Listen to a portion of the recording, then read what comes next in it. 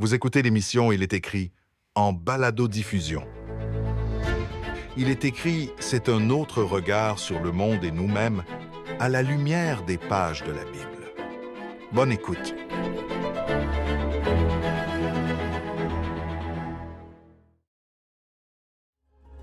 Shabbat Shalom.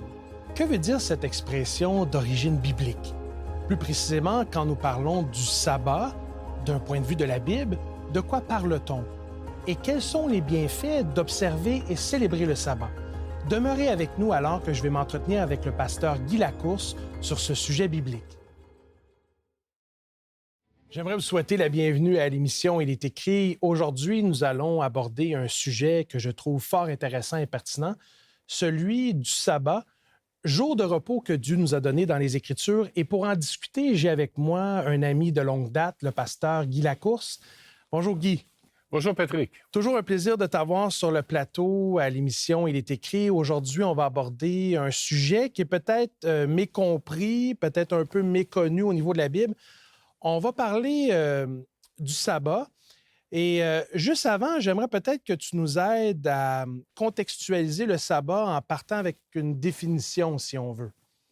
Alors, on dit souvent Shabbat Shalom pour dire aux gens, voilà, bon sabbat, on espère que tu auras un bon sabbat. Ça se dit beaucoup, ça aussi, dans le milieu juif. Alors, Shabbat Shalom veut dire quoi? Shalom a l'idée de paix derrière. Alors, Shalem veut dire paix. Mais il y a aussi l'idée du bien-être qui vient avec ça, l'idée de la plénitude qui vient avec Shalom. Donc, se sentir bien dans toutes nos dimensions physiques, spirituelles, émotionnelles et même sociales. Et puis, bien entendu, Shabbat, que l'on connaît bien, qui veut dire repos, qui veut dire s'arrêter, prendre une pause. Donc, en quelque sorte, si on déconstruit ces deux mots, on arrive à la conclusion en se disant qu'on se souhaite une paix, une forme de tranquillité, si on veut, une paix intérieure, une paix qui vient de Dieu dans cette journée que Dieu a mise à part étant le sabbat. Bon, moi, c'est un sujet que j'affectionne tout particulièrement parce que c'est une pratique que j'ai intégrée dans mon quotidien depuis de nombreuses années, celle de célébrer le sabbat. Mais peut-être chez les chrétiens, c'est un enseignement biblique qui est moins connu. Pourtant, quand on regarde de la Genèse à l'Apocalypse, autant l'Ancien et le Nouveau Testament, le sabbat se retrouve pratiquement dans l'ensemble des livres que nous consultons au niveau des Écritures. Parle-nous justement du sabbat et pourquoi Dieu nous donne le sabbat. Alors, tu l'as très bien dit, ça se voit à travers toute la Bible. Je vais aller juste un tout petit peu plus loin. Ça se voit même du paradis avec Adam et Ève jusqu'au nouveau paradis de la nouvelle terre. Et peut-être qu'on pourrait aller dans la Bible pour voir un texte en particulier. Je nous amènerai dans Ésaïe, au chapitre 66. Et dans Ésaïe, au chapitre 66, Dieu nous dit que lorsqu'il va faire ce nouveau paradis, donc cette nouvelle terre, il y aura aussi le sabbat qui va être avec. Et donc, on est dans quel verset? Chapitre 66, les versets 22 et 22 et 23. Dieu nous dit au verset 22, « En effet, comme les nouveaux cieux et la nouvelle terre que je fais subsisteront devant moi, dit l'Éternel, ainsi subsisteront votre descendance et votre nom. » Donc Dieu commence par dire, « Je vais faire nouveaux cieux, nouvelle terre, et nous allons pouvoir vivre pour l'éternité avec lui. » Et au verset 23, « De nouvelle lune en nouvelle lune et de sabbat en sabbat, toute chair viendra se prosterner devant moi, dit l'Éternel. » Imaginez ceci. Dans le jardin d'Éden, c'était la paix avec Adam et Ève. La première journée complète qu'Adam et Ève ont vécue, c'est le 7e jour, le jour du sabbat, Adam et Ève étant créés le 6e jour. Dans la nouvelle terre que Dieu va faire, le nouveau paradis, ce sera la paix aussi. Il n'y aura plus ni cri, ni douleur, ni grincement de dents, même la mort ne sera plus. Et pourtant, à chaque sabbat, nous irons vivre cette relation de paix avec Dieu. Je trouve ça intéressant parce que tu abordes la question un peu en commençant par la fin de l'histoire. Évidemment, en tant que chrétien, notre espérance, c'est éventuellement d'être avec Dieu pour l'éternité, à perpétuité dans son royaume. Puis effectivement, la Bible nous parle de nouveaux cieux et de nouvelles terres. Et c'est intéressant parce que le sabbat est mentionné comme étant une institution provenant de Dieu, un cadeau que Dieu fait à l'humanité. Puis, au final, la plupart du temps, quand on aborde la question du sabbat, on commence au début par la création. Mais aujourd'hui, tu nous proposes de commencer par la fin de l'histoire pour nous dire, finalement, c'est à perpétuité que le sabbat se présente à nous de la part de Dieu. Et ce qui veut dire qu'ici, maintenant, dans notre monde, dans le monde dans lequel nous vivons, qu'est-ce que le sabbat peut nous apporter? Qu'est-ce que Shabbat, Shalom, peut vouloir dire pour nous, ici et maintenant? Et donc, peut-être 2 dimensions à ça que je verrai. Quand on regarde les évangiles, Jésus disait, par exemple, à ses apôtres, « Je vous donne la paix, je vous donne ma paix, je ne vous donne pas comme le monde donne. » En d'autres termes, je vous la donne et c'est une certitude. Quand on est avec Jésus, c'est normal d'avoir la paix. C'est normal de ressentir cette paix. Et puis, il y a une autre dimension qu'on voit dans les évangiles aussi, toujours par rapport à Jésus. Jésus faisait beaucoup de miracles de guérison, c'est vrai? Tout à fait. Et ce qu'on constate, c'est que la majorité de ces miracles de guérison se faisaient le jour du sabbat, justement. Alors, imaginons une personne qui est malade, une personne qui est reclue de la société parce que, par exemple, elle est lépreux. Jésus va rétablir cette personne physiquement, socialement, moralement, émotionnellement, spirituellement. Et là, on voit toute la dimension de shalom en tant que bien-être, en tant que plénitude. Et on peut vivre ça encore aujourd'hui. Je trouve ça intéressant parce que, encore une fois, tu amènes Jésus au cœur de la conversation. Puis Jésus, un des éléments qu'il veut donner à tous qui sont prêts à venir à lui, c'est justement cette paix qui est difficile à expliciter, difficile à expliquer avec des mots, mais c'est une expérience profonde. Puis Jésus, en fait, nous rappelle dans les évangiles que le sabbat, c'est un cadeau que Dieu fait à l'humanité pour nous donner, entre autres, une occasion supplémentaire de venir rencontrer Christ et de faire l'expérience de cette paix dans l'espace-temps qu'on appelle le sabbat. Maintenant, si on retourne à la Genèse, pourrais-tu juste, Guy, pour le bienfait de nos auditeurs, nous donner un peu une chronologie de la doctrine du sabbat? Alors, je ne sais pas exactement où est-ce que tu veux aller avec ça, mais comme le sabbat a été donné déjà à la création avant même que le péché arrive, et que le sabbat, nous l'avons vu dans Ésaïe, sera présent aussi sur la nouvelle terre lorsqu'il y aura le nouveau paradis, alors c'est bien entendu que le sabbat, normalement, devrait toujours exister aujourd'hui. On devrait toujours l'avoir. Effectivement, là où est-ce que je voulais aller, c'est plus de dire, souvent, ceux qui remettent en question la validité de l'enseignement du sabbat vont dire, bien, oui, ça a été donné à la création. Oui, ça a été donné dans les 10 commandements au mont Sinaï. Oui, le peuple d'Israël a obtempéré et obéi au 4e commandement, dont celui de se souvenir du jour du sabbat. Oui, Jésus, en tant que juif, si on veut, a pratiqué le sabbat, le fameux Shabbat Shalom, dans sa totalité. Mais c'est comme si, après sa mort à la croix, après sa résurrection, c'est comme si on persistait et on se mettait sous un joug d'obéir à la loi de Dieu, dont le 4e commandement, le sabbat, dans l'espérance d'obtenir un salut ou une faveur quelconque de la part de Dieu. Alors, peut-être que je pourrais aller dans un autre texte de la Bible que l'on trouve dans Ézéchiel au chapitre 20. On va aller dans Ézéchiel au chapitre 20, et je crois que c'est le verset 20. Ézéchiel, chapitre 20, et le verset 20. Voici ce qu'il est écrit. « Sanctifiez mes sabbats, et ils seront entre moi et vous un signe auquel on reconnaîtra que je suis l'Éternel, votre Dieu. » Et je vois là, moi, la dimension relationnelle que Dieu veut avoir avec chacune et chacun d'entre nous, ici, maintenant. Peu importe la chronologie des événements, Dieu est notre Dieu, que ce soit hier ou demain, à notre premier jour de naissance jusqu'à notre dernier jour de vie sur Terre. Il veut être notre Dieu. Il veut entrer en relation avec nous. Et c'est ça, pour moi, qui est le plus important. Et je ne sais pas, peut-être que toi, tu as vécu des expériences par rapport à ça. Moi aussi, très certainement. Peut-être qu'on peut raconter une de nos expériences. Effectivement, mais je pense qu'en fait, la mécompréhension autour du sabbat, c'est que des fois, c'est perçu comme étant une journée où on nous impose un certain nombre d'interdits. Justement parce que c'est un commandement qui se retrouve dans les 10 paroles.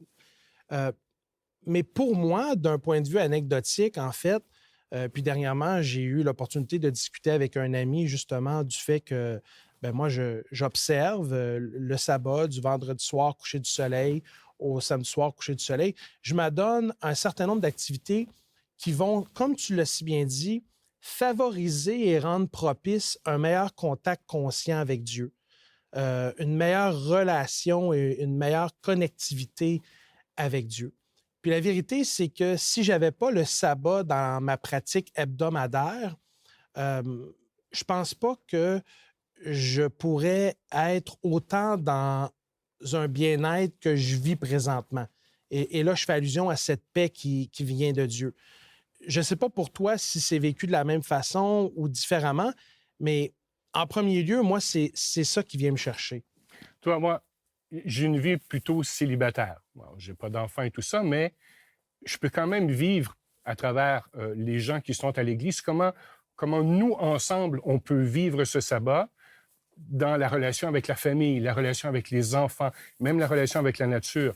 Il y a quoi de plus beau que d'aller se promener dans la nature un sabbat après-midi, un samedi après-midi, pour se remplir de l'air frais, de la beauté de la création de Dieu, passer du temps avec les enfants. Ou est-ce qu'on fait une pause dans la semaine de tout ce qu'on a fait et de tout ce qu'on n'a peut-être pas pu faire avec femme, mari, enfants, famille, nos amis même. Et donc, on passe ce temps béni, ce temps de paix, ce temps de réjouissance où on se ressource avec les autres. Moi, il y a un événement qui, même 40 ans après aujourd'hui, dont je me rappelle que j'ai vécu un sabbat après-midi. J'avais environ 16 ans. On était à Montréal, on avait vécu donc le temps d'adoration à l'église et tout ça. Et puis le midi, on était assis en cercle et puis on mangeait notre petit sandwich le midi. Et je me souviens très nettement de la présence d'anges avec nous. Bien sûr, je ne les voyais pas avec mes yeux, mais je l'ai ressenti tellement fortement. Il y avait cette présence bénie, divine avec nous en ce sabbat midi. Et c'est ça que l'on peut vivre ensemble. Je trouve ça intéressant que tu mentionnes cet élément-là parce qu'effectivement, dans la Bible, Dieu nous dit qu'il a béni et sanctifié le 7e jour. Donc, c'est vraiment cette période de temps que Dieu choisit de son plein gré de mettre à part, puis il nous demande de venir le rencontrer dans un contexte particulier lors de cette journée, entre autres au niveau de l'adoration. Puis une des choses qui me fait du bien, moi, dans la pratique de mon christianisme de façon hebdomadaire et même au quotidien, c'est de faire partie d'une communauté religieuse. Et donc d'aller à l'église le samedi pour me ressourcer avec d'autres chrétiens à travers la prière, les chants, la lecture de la Bible, puis aussi de recevoir la parole de Dieu. C'est quelque chose qui me fait du bien. Puis à travers ces activités-là qui sont des activités spirituelles, bien, je ressens aussi cette bénédiction, cette présence auquel tu fais allusion, cette présence divine, la présence de l'Esprit de Dieu qui amène une paix. Sauf que j'ai de la misère à m'expliquer pourquoi tant de chrétiens passent peut-être à côté de cette vérité biblique qui me semble quand même, et je dis ça sans prétention, quand même assez évidente quand on s'arrête à une étude systématique de la Bible sur la thématique du sabbat. Tout à fait. Et bon, évidemment, tous ne comprennent pas la Bible de la même façon, tous n'ont pas nécessairement la même façon de l'étudier. Mais quand on fait une étude qu'on appelle systématique, c'est-à-dire qu'on prend toute la parole de Dieu, de A à Z, et aussi quand on se rappelle que l'Église chrétienne, elle a été fondée sur les écrits de l'Ancien Testament, pas les écrits du Nouveau. Les écrits du Nouveau Testament sont arrivés des dizaines d'années après la mort et la résurrection de Jésus. Donc, il est parfaitement normal de se rappeler que ce que Dieu a donné à l'humanité doit être quelque chose de bon. Ce que Jésus a donné à l'humanité doit être quelque chose de bon. Et donc, qu'on devrait pouvoir le vivre sans chercher à changer les choses pour des raisons pratiques, parfois même pour des raisons politiques. Parce que le sabbat, malheureusement, a été changé pour des raisons qui sont comme celles-là. Et aussi, malheureusement, certaines institutions, dénominations vont se rabattre sur des traditions qui, en fait, ne sont pas nécessairement fondées sur le texte biblique. Puis, comme toi, j'ai l'opportunité de discuter dans mon entourage, des fois des amis ou des collègues se posent des questions sur mes croyances et viennent vers moi pour discuter de différents sujets bibliques. Puis une des questions, justement, que je me suis fait poser, c'est pourquoi le sabbat? Pourquoi la majorité ne sont pas dans cette mouvance? Puis, je pense que fondamentalement, du moins en ce qui me concerne, puis je pense que tu vas être d'accord avec moi, au cœur de tout ça, c'est Jésus. Et c'est l'idée d'être des disciples de Jésus. Et donc, moi, mon objectif, c'est que mon christianisme soit le reflet de ce que Jésus a enseigné, a dit et a fait. Et la réponse courte, c'est si c'était bon pour Jésus et suffisant pour Jésus d'observer, de célébrer le sabbat, bien pourquoi est-ce que ça ne serait pas pour moi? Pourquoi est-ce que tous les commandements seraient un bienfait pour moi, mais celui-là, on le mettrait de côté pour toutes sortes de raisons que tu as mentionnées, politique, tradition, historicisme ou peu importe? J'ai de la misère avec ça. D'autant plus que mon expérience personnelle comme la tienne m'a démontré que de célébrer, de pratiquer le sabbat, ça a beaucoup d'avantages. Et je ne sais pas si tu aurais un texte biblique que tu pourrais partager avec nous, mais moi, ma paix intérieure qui vient de Dieu, la tranquillité d'esprit qui me vient de Dieu, elle est augmentée quand que je choisis consciemment de mettre de côté cette journée-là pour justement m'arrêter puis m'adonner aux activités que Dieu me propose durant les heures du sabbat. Tout à fait. On ira tout à l'heure dans Hébreux chapitre 4 parce qu'il y a un très beau texte qui est là qui nous appelle à vivre le sabbat. Mais le sabbat avec Dieu, c'est quelque chose qui est expérientiel. Il faut en faire l'expérience, le vivre véritablement, et c'est quelque chose qui est relationnel à la base. Parce que Dieu nous dit partout dans la Bible, « Je veux vivre avec vous ». Il le dit dans Apocalypse, « Dieu habitera avec les hommes et les hommes habiteront avec lui. Il essuiera toute larme de leurs yeux. Il n'y aura plus ni cri, ni deuil, ni même la mort ne sera plus. » Dieu veut réparer les choses d'aujourd'hui pour pouvoir vivre en paix, en tranquillité avec les êtres humains. C'était le projet de départ avec Adam et Ève aussi dans le Jardin d'Éden. Mais aujourd'hui, dans notre monde perturbé, comment peut-on vivre le paradis sur terre? Eh bien, je pense qu'on peut le vivre, entre autres, à travers la relation que Dieu va avoir avec nous quand on s'arrête, quand on fait une pause de toute notre vie. Et le sabbat, puisqu'il veut dire arrêter, on s'arrête. Je suis content que tu mentionnes ça, Guy, parce que je pense que c'est un des fléaux auxquels notre société est aux prises avec. C'est cette idée d'un rythme de vie effréné où on est toujours dans la surconsommation, la surproductivité. On n'a jamais le temps de s'arrêter, de se déposer. Et ce qui est plaisant, du moins pour moi, et rassurant, c'est que Dieu, en fait, il en fait un commandement. Il me dit, écoute, là, je veux que tu t'arrêtes. De grâce, s'il vous plaît, là, dépose tout ce que tu es en train de faire et viens passer un temps privilégié avec moi. C'est moi, Dieu, ton Créateur, puis à travers Christ, ton Rédempteur, qui te donne un rendez-vous à chaque semaine. Puis moi, ça m'aide toujours à remettre mes priorités à la bonne place.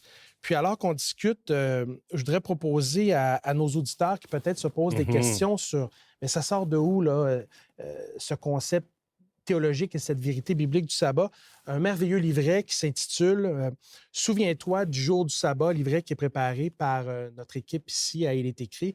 On vous invite à communiquer avec nous à travers notre site web ilestécrit.tv pour obtenir ce livret. En conclusion, Guy, tu voulais nous partager un texte dans Hébreux.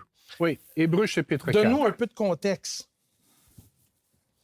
Hébreux est un livre qui a été écrit pour essentiellement dire aux gens, écoutez, ce qui se faisait avec les sacrifices d'animaux et tout ça, donc le projet de Dieu de nous montrer comment Dieu cherche à nous sauver, a été accompli avec Jésus-Christ et en Jésus-Christ.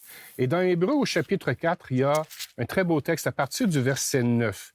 Hébreux chapitre 4 à partir du verset 9 jusqu'à la première portion du verset 11. Voyez ce qu'il est écrit. « Il reste donc un repos de sabbat pour le peuple de Dieu. Car celui qui entre dans le repos de Dieu se repose aussi de ses œuvres, comme Dieu se repose des siennes. Empressons-nous donc d'entrer dans ce repos-là. » Je trouve ça intéressant parce que ce texte-là fait allusion à des éléments fondamentaux à notre salut. Entre autres, le sabbat, c'est un mémorial que Dieu est notre Créateur.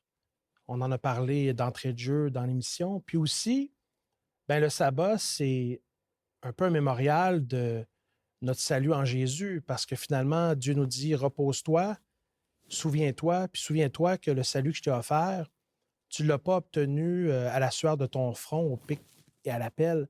Tu l'as obtenu parce que tu as eu foi en Christ qui s'est donné pour toi. Et en même temps, on a un rappel par l'auteur de l'Épître aux Hébreux qui nous dit de ne pas négliger justement cette journée où on peut se rassembler en tant que chrétien et honorer et adorer Dieu. Et Dieu, à la fin, ce qu'il veut véritablement, c'est quelque part réparer ce que le péché a fait en nous. Il veut nous réparer physiquement, Jésus faisait des guérisons. Il veut nous réparer socialement, nous remettre ensemble. Il veut nous réparer spirituellement et nous réparer émotionnellement. Et le temps du sabbat où on s'arrête est un temps propice pour pouvoir accomplir ça.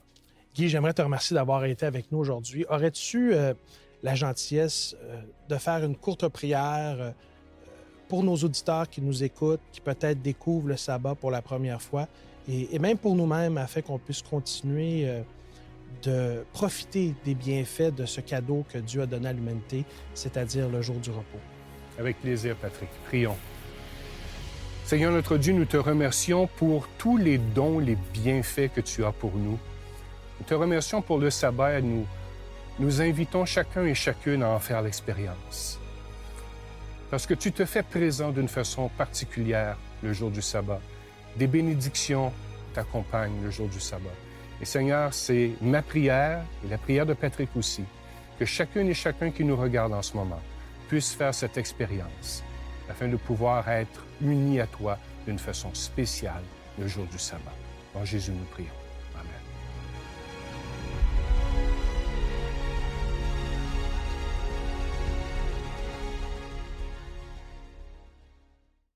Bonjour Lydia.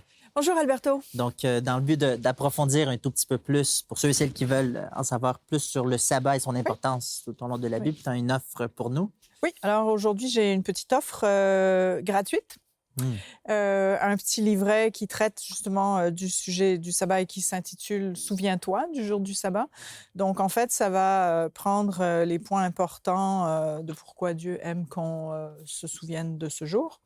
Et donc, je te donne un peu les titres. Alors, on a la création, signe de la souveraineté de Dieu, la conversion, puissance créatrice à l'œuvre, une bataille pour l'autorité, le sabbat n'a pas été fait que pour les Juifs. Il suffit de garder un des 7 jours de la semaine. Bon, tu vois un peu... Autrement dit, l'auteur qui se fait ça passer est Joe Cruz, ouais. Un orateur très, très connu en Amérique du Nord. C'est intéressant parce qu'il va aller chercher justement qu'est-ce que la Bible nous dit par rapport au sabbat. Oui. Et c'est là qu'il va pouvoir mettre l'accent sur certains passages, certains aspects de. Puis comme tu vois, il n'est pas très épais. Donc, les chapitres sont courts, mais c'est concis et bien expliqués. Donc, c'est ça. Gratuit. Oui, merci. Très important. Tantôt, on va rappeler nos coordonnées pour ceux et celles qui aimeraient l'avoir. Et très important, gratuitement. Oui, c'est ça. Bon, j'aimerais aussi, Lydia, qu'on puisse parler un tout petit peu. Donc, ici, à l'émission, il est écrit, on est une église et on a aussi ce qu'on appelle des centres, il est écrit. Oui. Des centres d'adoration. Donc, on en a un à Montréal, à Gatineau, sur la Rive-Nord aussi. Il y en a un qui est en train Rive-Nord de Montréal. Rive-Nord de Montréal, c'est vrai. Et il y en a un autre qui est en train de se développer ici même à Québec. Donc, on voudrait juste rapidement, pour ceux et celles qui seraient intéressés à voir un peu comment vivre. On parle d'un peu de qu'est-ce que c'est le sabbat, etc., mais comment le vivre. Ces gens-là peuvent contacter. En fait, c'est tout simple. Ils n'ont qu'à contacter Il est écrit. Et finalement, soit moi, en général, c'est moi qui réponds avec ma collègue. Et on va leur indiquer, selon leur région, où ils pourraient aller. Ou s'il n'y a pas vraiment de centre tout près de chez eux, à ce moment-là, on les mettra en contact avec la personne qui est responsable de chacun de ces localités. Et puis, ensemble, ils vont trouver une solution pour que cette personne qui est intéressée à venir voir comment ça se passe de voir comment ils peuvent s'arranger pour qu'elles puissent participer finalement. Oui, oui. Et juste rappeler, c'est une journée de joie, Oui. autrement dit. Pourquoi? Oui. Parce qu'on se rappelle, tout d'abord, on se rappelle que Dieu est notre Créateur. Comme C'est un jour de célébration. Un jour de célébration, c'est ça. Dieu est notre Créateur, mais aussi Dieu est notre Sauveur. Donc, on prend ce repos justement pour nous rappeler de cela, que notre salut tout entier a été fait par Dieu et on lui fait confiance, on accepte. Tout à fait. Puis ça fait du bien d'être avec d'autres pour le partager. Voilà. C'est encourageant. Voilà. Donc, à travers des chants, à travers le partage de la parole, à travers la prière. Donc, puis les amitiés que tu développes aussi avec les gens, tu sais, c'est enrichissant aussi de voir que tu n'es pas tout seul dans ton coin à respecter ça puis à faire ça. Tu le partages avec d'autres, c'est encourageant. Tout à fait. Merci, Lydia. Pour ceux et celles qui aimeraient avoir l'offre de cette semaine, voici nos coordonnées. Vous pouvez commander l'offre de la semaine sur notre site Internet iletécrit.tv ou nous joindre par téléphone au 514-729-3515 ou sans frais au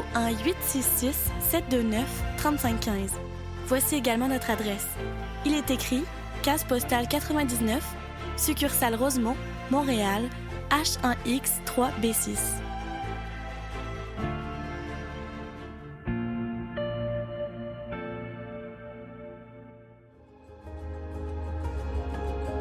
Dans le Christ, vous aussi, vous avez entendu la parole vraie, la bonne nouvelle qui vous sauve. Ensuite, vous avez cru dans le Christ et Dieu vous a marqué d'un signe. Cette marque, c'est l'Esprit Saint qui l'a promis. Cet esprit est la première part des biens que nous allons recevoir de Dieu. Nous les posséderons quand nous serons entièrement libérés du mal. Alors, chantons la gloire de Dieu. Éphésiens chapitre 1, versets 13 et 14.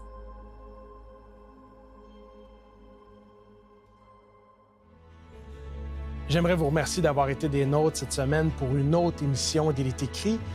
J'aimerais vous encourager à nous visiter sur iletécrit.tv afin de découvrir l'ensemble de nos ressources spirituelles qui sont à votre disposition.